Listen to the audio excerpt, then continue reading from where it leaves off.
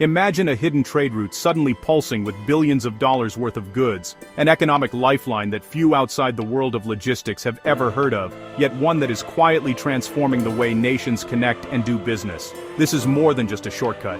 It's a new artery in the global economy, opening up possibilities that were once unimaginable. This is the story of the Middle Corridor, a sprawling network of roads, railways, and sea lanes that is quietly, yet powerfully, reshaping global trade patterns and forging new alliances across continents.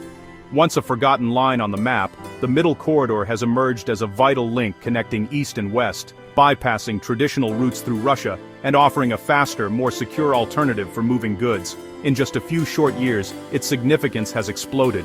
Nations are now racing to build new ports, railways, and roads, investing billions to secure their place along this emerging superhighway of commerce. The Middle Corridor is more than containers and cargo ships. It's about people, power, and shifting geopolitics. It's about the dreams of workers, the ambitions of leaders, and the hopes of entire nations.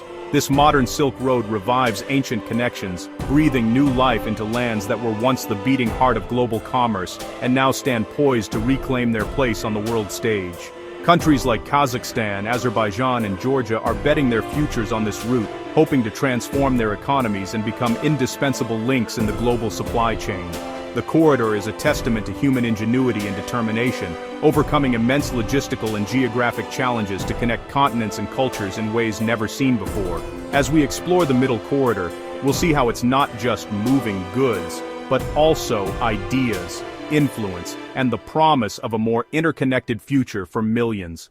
This is the physical manifestation of a new world order, a secret artery now beating at the heart of our interconnected world, quietly shaping the destiny of nations and the flow of global trade.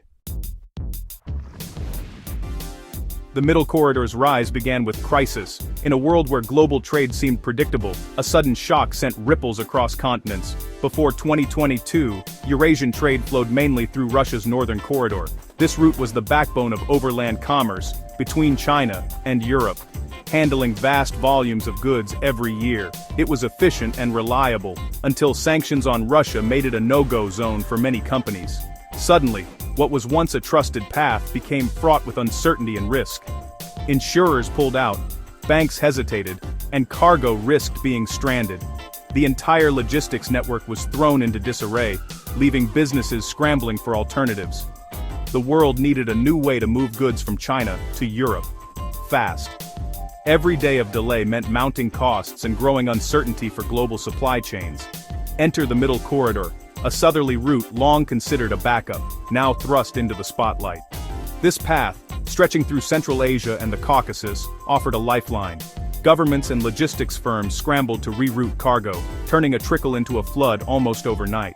New partnerships were forged and old rivalries set aside in the name of trade.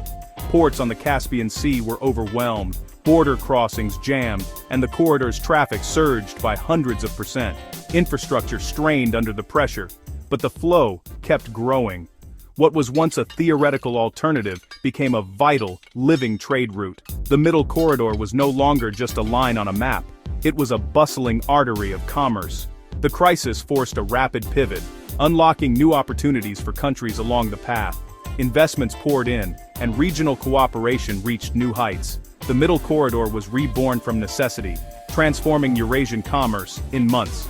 New infrastructure projects sprang up, and the region's role in global trade was reimagined. It's now a crucial artery, connecting China and Europe while bypassing Russia. The corridor's success has inspired further innovation and investment. This shift has redefined the commercial map of Eurasia. Countries once on the periphery now find themselves at the heart of a new trade revolution. The world's supply chains will never be the same. The Middle Corridor's rebirth is a testament to resilience, adaptation, and the unstoppable force of global trade. Where does the Middle Corridor actually go? What makes this route so unique, and why is it becoming such a vital artery for global trade? It's a journey through the heart of Eurasia, crossing some of the world's most diverse and breathtaking landscapes, vast plains, rugged mountains, and endless forests, all stitched together by ribbons of steel. The route begins in China's bustling industrial heartlands, where factories and warehouses hum with activity, and containers are loaded onto westbound trains, destined for faraway markets.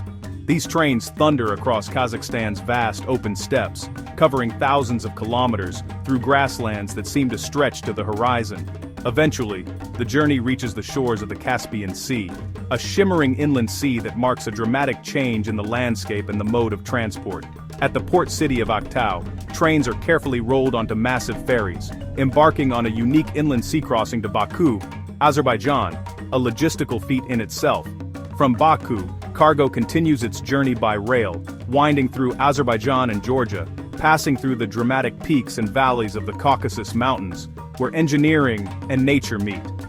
The route then enters Turkey, serving as the final land bridge to Europe and linking two continents with a single continuous rail line. Once in Turkey, goods are swiftly distributed across the European Union by truck or train, reaching cities and markets throughout the continent. This journey is a complex relay: trains, ships, customs, and logistics teams all working in perfect sync, overcoming borders and time zones to keep goods moving. It's a modern caravan trail, echoing the ancient Silk Road, but powered by today's technology and international cooperation, connecting east and west in a new way. The Middle Corridor stands as a testament to international cooperation and logistical innovation, bringing together nations, companies, and people from across continents. It's changing how continents connect, forging new links between Asia and Europe, and shaping the future of global trade. To understand the Middle Corridor, you need to grasp its geography. Kazakhstan, the world's ninth largest country, is the corridor's backbone. Endless steppes now crossed by railways. The route leads to the Caspian Sea, the world's largest inland lake, landlocked and bordered by 5 countries. This geography is both a blessing and a challenge. The Caspian offers a direct crossing, but everything must go by ferry. The limited number of ferries creates bottlenecks, with long queues at Aktau and Baku. Demand for passage has soared, but new ships take time to build. The Caspian crossing is the corridor's weakest link, dictating the flow of global commerce. The flat Kazakh steppe is perfect for railways, but the sea remains a formidable obstacle. Overcoming this bottleneck is key to the corridor's success. Even in a high-tech world, geography still shapes our destiny. The Middle Corridor carries a snapshot of global trade. East to west, it's a river of Chinese exports, electronics, machinery, textiles and more, bound for Europe. West to east, European luxury cars, fashion and industrial equipment head for Central Asia and China. The corridor is also a vital channel for oil, gas and metals from Kazakhstan and Azerbaijan, giving them new export routes and Europe alternative energy sources. This two-way flow transforms transit countries into key players in global trade. But there's a shadowy side. Some goods use the corridor to circumvent sanctions, especially into Russia. Parallel imports and regulatory loopholes add complexity and controversy. Most traffic is legitimate, but the corridor's strategic location makes it attractive for gray market trade. It's a dynamic, sometimes messy, artery of commerce. The Middle Corridor's rise has sparked a new geopolitical contest. China invests billions through its Belt and Road Initiative, ensuring smooth passage for its goods. Turkey sees the corridor as a way to expand its influence and connect Turkic nations. The EU and US, once slow to react, now invest to diversify supply chains and support Central Asian sovereignty. Russia, bypassed but pragmatic, promotes its own routes and seeks to benefit where possible. The corridor's future will be shaped as much by geopolitics as by logistics. Kazakhstan, once seen as a remote landlocked nation, is now the indispensable crossroads of Eurasian trade. The Middle Corridor runs through its heart, transforming its global role. Kazakhstan is balancing relationships with Russia, China, the US and EU, pursuing a multi-vector foreign policy. Massive investment is pouring into railways, logistics hubs, and border crossings. Transit fees and new jobs are boosting the economy, while young Kazakhs see new opportunities. The country is evolving from a raw materials exporter to a vital service provider in global supply chains.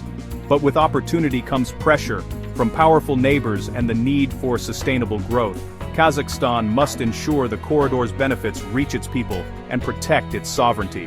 The Middle Corridor is a once-in-a-generation chance for Kazakhstan to redefine itself. It's seizing the moment, becoming a dynamic player on the world stage. The Middle Corridor isn't just new, it's a revival of the ancient Silk Road. For centuries, Central Asia was the world's crossroads, connecting civilizations and spreading ideas. The decline of old trade routes pushed the region to the margins, but now, history is turning full circle. The modern corridor is faster than sea, cheaper than air, and poised to capture a growing share of Asia-Europe trade. It offers security and climate advantages, avoiding maritime choke points and reducing emissions. More than economics, the corridor empowers Central Asia and the Caucasus, giving them a stronger voice in global affairs. It's fostering cooperation, trust, and new diplomatic ties across a region long divided. The journey is just beginning. Challenges remain, but momentum is building. Central Asia is reclaiming its place at the heart of the world. The rebirth of this ancient path offers hope for a more connected, prosperous future.